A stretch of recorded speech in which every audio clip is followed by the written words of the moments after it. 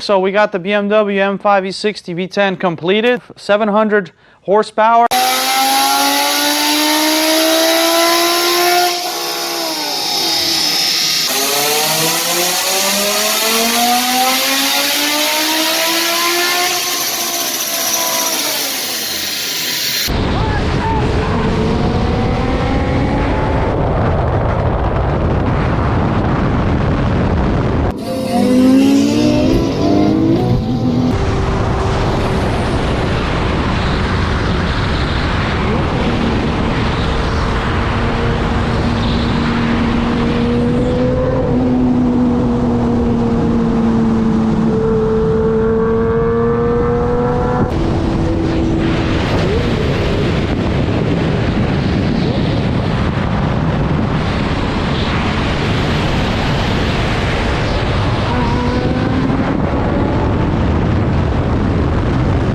Wheels, so it's more than just the crank horsepower that BMW advertises. Anyways, I want to show you guys a short video clip of the process involved in doing this, so enjoy the video.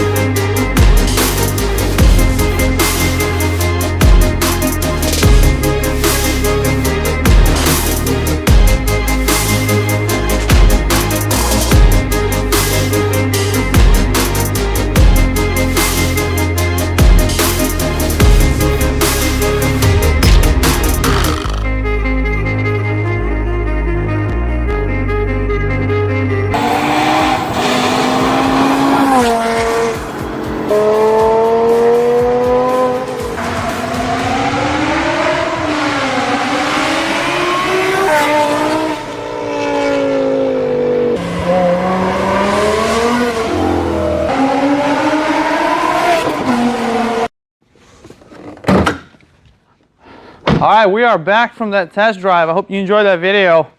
And I'm just going to go over a couple of the things that are in the video that you may have questions about. So, showed the process of installing the supercharger kit. Of course, we had the bottom end removed. The subframe was lowered. We had the rod bearings installed.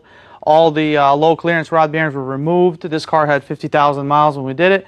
And we put the bigger clearance rod bearings, and we're running driven oil. So after we did a couple runs, a couple thousand miles, we sent out the oil for oil analysis, and it's running beautiful.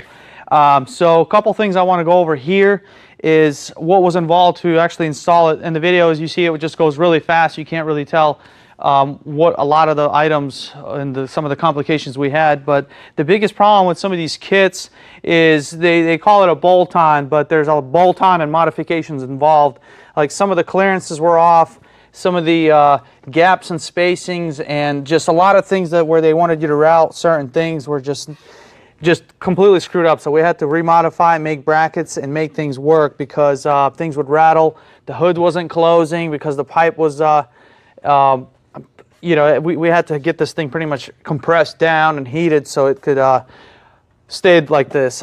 There's a bunch of supercharger kits out there. Do your research before you buy.